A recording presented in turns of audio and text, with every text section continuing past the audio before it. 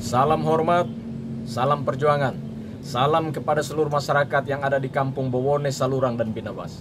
Salam kepada saudaraku semuanya yang sampai hari ini tetap konsisten menjaga kampung halamannya untuk tidak direbut menjadi lahan operasi dari sebuah perusahaan tambang bernama PT Tambang Masangnya.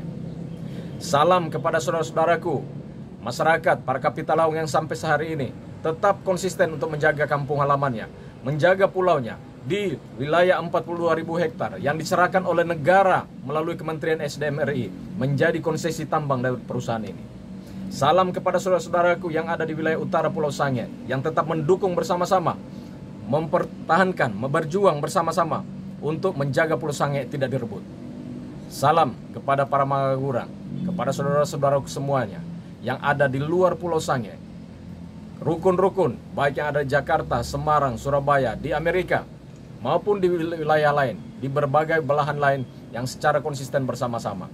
Salam kepada para saudaraku yang berada di kapal-kapal yang menjadi pelaut, para pelaut handal dari Sangihe yang mendukung perjuangan ini, yang tidak menginginkan pulaunya ketika mereka pulang ternyata pulaunya sudah rusak. Salam kepada berbagai lembaga yang secara konsisten juga bersama-sama mendukung penyelamatan Pulau Sangihe, kepada Gemis, Badan Adat Sangihe, kepada Jatam, Kontras, Kurawal, Eko Nusa, Jaring Nusa, serta lembaga-lembaga lain yang tidak bisa saya sebut satu persatu, kepada Change.org yang mendukung kami, kepada berbagai media massa yang juga terus memberitakan, kepada Barta1.com, kepada Sinarharapan.net, Bergelora.com, serta berbagai media lain seperti Kompas, CNN, Tempo.co yang juga terus membantu kami memberitakan apa yang tersembunyi, apa yang tersimpan, apa yang coba ditutupi di Pulau Sangihe, tapi boleh dikenal, boleh disampaikan kepada masyarakat luas. Kami berterima kasih dan salam kepada kita semua. Salam kepada para pribadi yang walaupun bukan orang Sangihe, tapi tetap juga mendukung perjuangan kami. Kepada Mbak Dian Purnomo, kepada Natu, kepada Mbak Mami yang ada di jurusan di program studi kriminologi UI yang terus juga membantu kami menyuarakan ini kepada masyarakat luas, kepada para pemerhati hukum dan lingkungan yang mereka semua pada akhirnya tahu apa sih yang sedang terjadi atas Pulau Sangihe. Terima kasih kepada kita semua dan salam perjuangan kepada kita semua. Hari ini kita semua akhirnya menerima kabar yang cukup mengejutkan. Bagi sebagian kalangan ini menyedihkan, bagi sebagian yang lain ini membuat marah, bagi sebagian yang lain mungkin gembira karena mereka mendukung, hendak mendapatkan, mereka berharap mendapatkan keuntungan dari operasi pertambangan ini, yaitu Majelis Hakim Mahkamah Agung menolak kasasi dari 56 perempuan dari Desa Bowone yang menggugat izin lingkungan PT Tambang Masangnya. Sikap atau keputusan menolak kasasi dari masyarakat Desa Bowone, para perempuan ini jelas mencederai rasa keadilan dari masyarakat Sangihe. Masyarakat yang tahu persis apa yang akan terjadi, masyarakat yang tahu bahwa risiko apa yang akan terjadi atas Pulau Sangihe. Dan ini juga mencederai proses hukum tentu saja, karena ada berbagai kejanggalan yang kemudian diabaikan atau tidak menjadi pertimbangan di dalam pengambilan keputusan ini. Mari kita lihat bersama apa saja kejanggalan yang kemudian itu terpampang di depan mata ketika Majelis Hakim MA itu kemudian mengambil keputusan menolak kasasi ini. Yang pertama yang diabaikan oleh Majelis Hakim MA adalah pertimbangan hukum yang diambil oleh Majelis Hakim di PT UN Manado yang secara rinci menguliti, membedah kasus ini. Kawan-kawan semuanya, kita ketahui bersama bahwa gugatan izin lingkungan itu berdasar dari penyusunan AMDAL yang dilakukan oleh PT Tambang Masangnya sebagai pemrakarsa. Dalam hal penyusunan AMDAL dan pemberian izin lingkungan itu berdasar pada 3 peraturan perundangan. Yang pertama adalah Undang-Undang Nomor 32 Tahun 2009 tentang perlindungan dan pengelolaan lingkungan hidup. Yang kedua adalah Peraturan Pemerintah Nomor 27 Tahun 2012 tentang izin lingkungan. Yang ketiga adalah Peraturan Menteri Lingkungan Hidup Nomor 17 Tahun 2012 tentang keterlibatan masyarakat dalam penyusunan AMDAL. 3 peraturan perundangan inilah yang menjadi dasar bagi penyusunan AMDAL. Dan syarat dari penyusunan AMDAL adalah yang selain urusan teknis yang lain adalah masyarakat harus terlibat di dalam penyusunan AMDAL. Apa saja keterlibatan masyarakat dalam penyusunan AMDAL? Yang pertama adalah sebelum menyusun AMDAL, Pemrakarsa harusnya mengumumkan atau melakukan pengumuman tentang berbagai informasi yang akan dilakukan. Pengumuman itu bisa dilakukan melalui papan pengumuman yang ada di kampung, melalui pengeras suara, melalui media massa, media online, dan sebagainya. Yang kedua adalah harus ada konsultasi publik yang melibatkan masyarakat, di mana masyarakat bisa hadir secara bersama-sama di dalamnya. Dan kemudian Pemrakarsa membuka itu secara rinci, secara jelas, secara detail tentang rencana kerja mereka atau rencana program mereka untuk mereka bekerja. Yang kemudian adalah harus ada keterlibatan masyarakat yang duduk di dalam komisi penilai AMDAL. Kita bicarakan ini bersama. Yang pertama tentang pengumuman. Apakah Pemrakarsa melakukan pengumuman? Dan ini kemudian ini merupakan fakta hukum yang kemudian terkuak di Pengadilan Tata Usaha Negara Manado. Setelah berbagai saksi dihadirkan dan kemudian dokumen-dokumen itu disampaikan, diperoleh fakta bahwa pengumuman itu tidak terjadi, tidak disampaikan kepada masyarakat melalui papan pengumuman ataupun media massa. Yang kedua adalah konsultasi publik. Konsultasi publik secara resmi disampaikan itu tidak dilakukan, tetapi pihak Pemrakarsa itu menciptakan atau mengkondisikan sebuah pertemuan yang kemudian itu dinyatakan sebagai sebuah konsultasi publik. Tetapi kemudian ditemukan fakta di persidangan bahwa tidak semua masyarakat yang ada di Desa Bobone maupun Desa Binebas itu hadir bersama-sama, dilibatkan di dalam pertemuan itu. Tetapi kemudian pertemuan itu dinyatakan sebagai konsultasi publik. Yang berikutnya, berdasarkan peraturan ini, berdasarkan PP 27 tentang izin lingkungan maupun Permen LH nomor 17 tahun 2012 tentang keterlibatan masyarakat dalam penyusunan AMDAL, bahwa di dalam konsultasi publik itu harus ada penunjukan atau penetapan wakil-wakil masyarakat yang akan duduk di dalam komisi penilai AMDAL. Di dalam itu ada rincian aturannya berdasarkan apa yang disampaikan oleh saksi Profesor Dr. Sudarto Prawoto Hadi yang merupakan pakar penyusunan AMDAL, yang juga beliau adalah mantan rektor Universitas Diponegoro. Beliau menyampaikan bahwa di dalam penetapan wakil-wakil masyarakat yang akan duduk dalam komisi penilai AMDAL, yang pertama yang harus dipastikan adalah bahwa masyarakat sendirilah yang memilih wakil-wakilnya untuk duduk dalam komisi penilai AMDAL. Yang kedua adalah jumlah wakil yang akan duduk dalam komisi penilai AMDAL itu secara proporsional sesuai dengan jumlah penduduk. Ada keterwakilan sesuai dengan jumlah penduduk, baik yang ada di Kampung Bobone maupun di Kampung Binebas. Yang ketiga adalah di dalam prosesnya itu ketika wakil-wakil itu sudah ditetapkan, mereka harus ditetapkan secara resmi melalui surat penetapan bersama dengan pemberian kuasa oleh masyarakat, yang kemudian itu ditandatangani di atas meterai oleh sejumlah pihak yang hadir dalam konsultasi publik bersama-sama itu. Nah, apakah ini dilakukan oleh PT Tambang Masangya? Ternyata di dalam persidangan itu tidak ditemukan. Pengumuman itu tidak terjadi, tidak tersampaikan kepada masyarakat.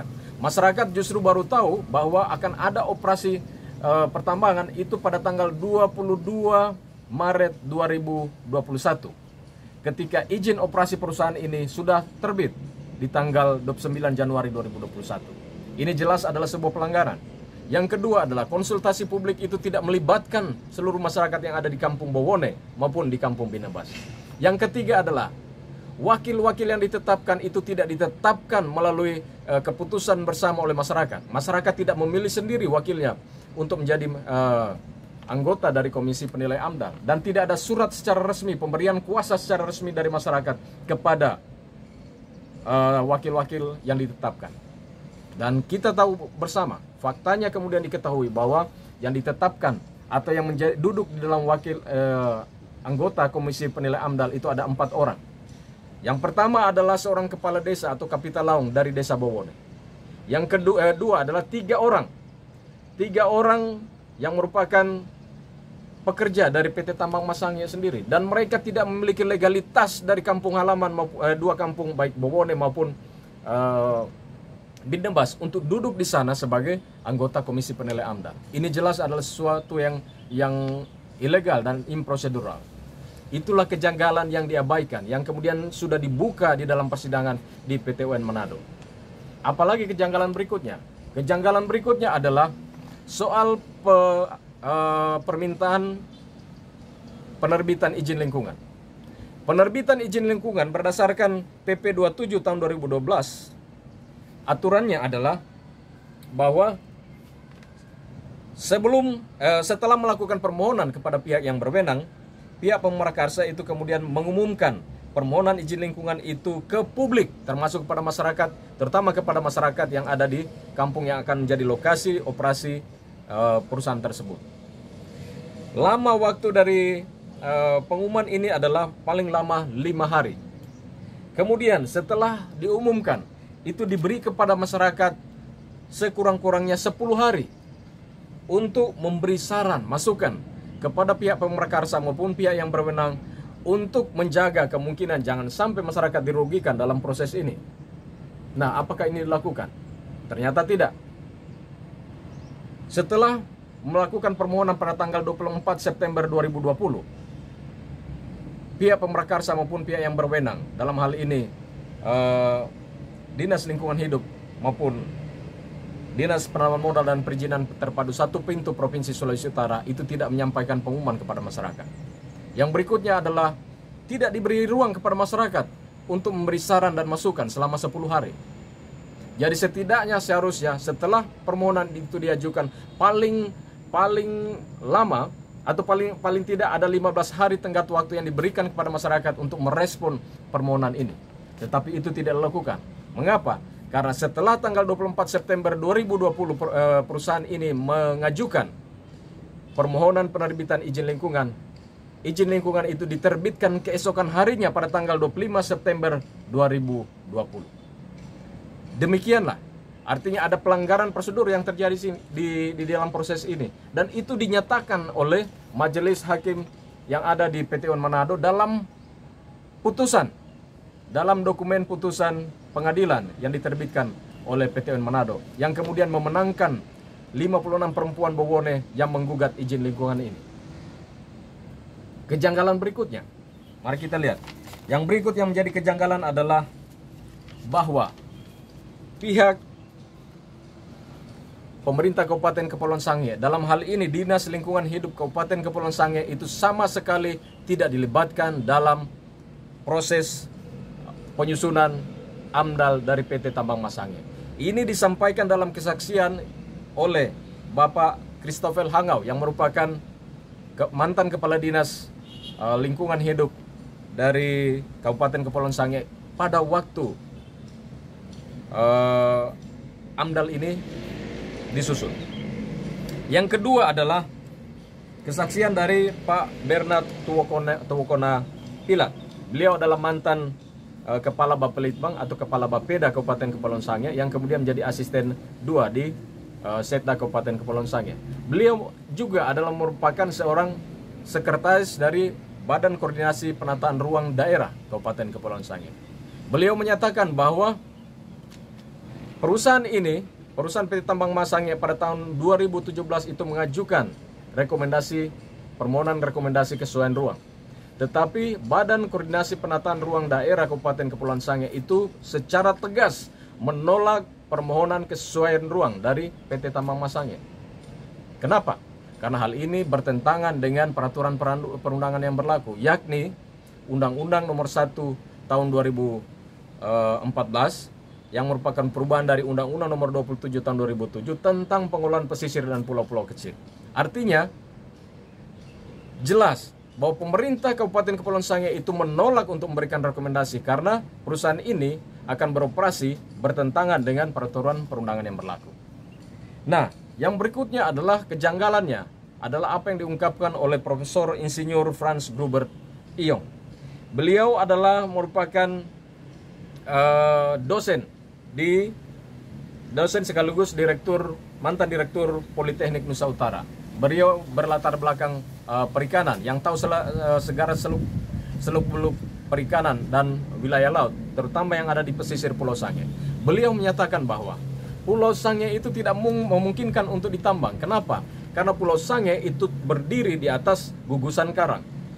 Dan ketika perusahaan ini nantinya akan beroperasi, apalagi dengan metode open pit, kemudian menggunakan bahan-bahan kimia berbahaya, yang pada satu saat dalam skala yang lebih besar itu akan terjadi run off atau mengalirnya material tanah dan segala bahan-bahan kimia yang terkandung dalamnya ke wilayah pesisir, ke wilayah laut atau pinggiran pantai, maka itu akan merusak habitat karang bakau yang menjadi penyangga dari pulau. Jadi jelas sekali sangat tidak memungkinkan Pulau Sangihe itu untuk ditambang, dan itu kemudian menjadi landasan, menjadi pertimbangan hukum dari Majelis Hakim PT UN Manado yang kemudian memutuskan untuk membatalkan, mencabut dan menunda pemberlakuan dari izin lingkungan ataupun AMDAL dari PT Tambang Mas Sangihe. Namun pada prosesnya kita kemudian dikejutkan. Dalam proses berikutnya, pihak pemerintah Provinsi Sulawesi Utara, dalam hal ini Biro Hukum Pemprov Sulut, itu kemudian menyatakan tidak lagi melanjutkan untuk banding. Tetapi yang melakukan banding adalah PT Tambang Mas Sangihe sendiri yang merupakan tergugat intervensi. Mereka melakukan banding ke PT TUN Makassar atau Pengadilan Tinggi Tata Usaha Negara Makassar. Kejanggalan di sini yang kami terima, kami terutama yang menolak ini, itu adalah panitra yang mengurus berkas dan dokumen, panitra yang ada di PT UN Manado yang mengurus berkas banding yang harus diajukan ke PT TUN Makassar, itu kemudian tidak mengakomodir kontra memori banding yang diajukan oleh 56 perempuan ini. Panitra hanya menerima banding, berkas banding, memori banding dari PT Tambang Mas Sangihe. Padahal masih ada tenggat waktu yang cukup panjang sesuai dengan peraturan yang berlaku untuk sang panitera untuk menerima kemudian mengajukannya itu ke PT TUN Makassar. Alasannya sangat klise. Alasannya adalah karena pada saat itu dia sudah hendak pindah kerja ke tempat yang lain. Di sini jelas dilanggar hak dari para perempuan yang ada di para perempuan Bowone yang menggugat ini. Akhirnya apa yang dilakukan? Yang dilakukan adalah para penggugat kemudian meminta kepada pengacara pendamping dari para perempuan ini, para ibu-ibu ini, untuk mengajukan sendiri kontra memori banding ke PT TUN Makassar. Dan itu dilakukan. Pengacara mendatangi kantor PT TUN Makassar, kemudian menyerahkan dokumen kontra memori banding dengan bukti serah terima, dan itu tidak melewati tenggat waktu atau batas waktu yang ditetapkan sesuai dengan peraturan yang berlaku. Tetapi kemudian kita ketahui bahwa Majelis Hakim Banding yang ada di PT TUN Makassar memutuskan menerima banding dari PT Tambang Mas Sangihe dan mengabaikan hasil atau keputusan dari PT UN Manado. Salah satu pertimbangannya adalah bahwa pihak penggugat atau dalam hal ini pihak terbanding 56 perempuan Bowone itu tidak menyerahkan dokumen kontra memori banding. Kita tidak tahu apa di balik ini, apa penyebabnya di balik ini, kemudian majelis hakim kemudian menyatakan itu. Padahal secara jelas ada bukti serah terimanya pada kami, itu kontra memori banding itu sudah diserahkan. Bahkan yang menjadi pertimbangan di dalam sana, di dalam putusan itu adalah itu hanya kesaksian dari beberapa orang dari pihak PT Tambang Mas Sangihe sendiri, tanpa mempertimbangkan apa yang sudah diputuskan atau apa yang sudah dipertimbangkan oleh majelis hakim yang ada di PT UN Manado. Kemudian di tahap lanjut 56 perempuan dari Desa Bowone kemudian mengajukan kasasi ke Mahkamah Agung. Kita tahu berikutnya, majelis hakim yang ada di Mahkamah Agung memutuskan menolak, dan pengambilan keputusan menolak kasasi dari perempuan Bowone ini diambil kurang lebih hanya 1 bulan, sekitar 10 hari, dan ini menjadi rekor tercepat dalam pengambilan keputusan di tingkat Mahkamah Agung. Kita tidak tahu apa yang ada di belakang ini, kita tidak tahu sama sekali. Tetapi apakah perjuangan untuk mempertahankan Pulau Sangihe akan terhenti? Tidak akan berhenti. Sekalipun majelis hakim di Mahkamah Agung menolak kasasi dari 56 ibu-ibu dari Desa Bowone, PT Tambang Mas Sangihe tetap tidak boleh beroperasi di Pulau Sangihe. Landasannya adalah Undang-Undang Nomor 1 Tahun 2014 tentang pengelolaan pesisir dan pulau-pulau kecil. Di dalam sana jelas ada larangan untuk melakukan penambangan mineral di pulau kecil. Dan ada satu izin prinsip yang akan saya jelaskan pada postingan selanjutnya, yang sampai hari ini tidak dipenuhi oleh PT Tambang Mas Sangihe, dan itu menjadikan PT Tambang Mas Sangihe itu ilegal beroperasi. Sekalipun MA menyatakan menolak kasasi dari masyarakat Sangihe dan izin lingkungannya tetap berlaku oleh keputusan ini. Untuk itu, kepada saudara-saudaraku semuanya, kepada masyarakat yang ada di Desa Bowone, Desa Saluran, Desa Binebas, desa-desa yang lain yang sampai hari ini tetap konsisten, jangan menyerah, jangan takut. Kita tetap mempertahankan pulau kita. Jangan pernah izinkan alat berat PT Tambang Mas Sangihe itu memasuki wilayah Kampung Bowone. Kenapa? Selagi ada Undang-Undang 1 Tahun 2014, selagi ada izin prinsip yang tidak dipenuhi oleh PT Tambang Mas Sangihe, maka PT Tambang Mas Sangihe itu ilegal beroperasi di Pulau Sangihe. Tetap pertahankan, tetap jaga pulau kita. Kenapa? Kita hanya punya pulau ini. Kita tidak punya pulau yang lain. Orang Sangihe tidak akan bisa lari ke pulau lain. Orang Sangihe tidak akan bisa menyelamatkan lagi diri ke pulau lain. Karena dengan demikian ia akan meninggalkan ruang hidupnya. Dan kemungkinan masyarakat di pulau lain pun tidak akan menerima kita untuk melakukan eksodus secara besar-besaran, karena harus keluar dari beberapa kampung yang akan dieksploitasi oleh perusahaan tambang ini. Sangihe ada untuk kita, untuk anak cucu kita sampai kapanpun. Pulau Sangihe tidak diperuntukkan untuk memuaskan keinginan atau hasrat memperkaya diri dari sekelompok orang, dari para investor yang uangnya entah sudah berapa banyak, tapi mereka masih dengan keinginan yang besar untuk mendapatkan keuntungan melalui pulau kita yang ringkih, yang begitu rawan bencana. Pulau kita tidak untuk itu. Pulau kita ada untuk masa depan anak cucu kita ke depan. Untuk itu, tetap pertahankan, tetap bertahan, tetap berjuang dengan gigih, dengan semangat, dengan tanpa takut, tanpa menyerah. Somaha kai kehaga, ikite mendiahi wuntuang seke, nusa kumbahang katumpal.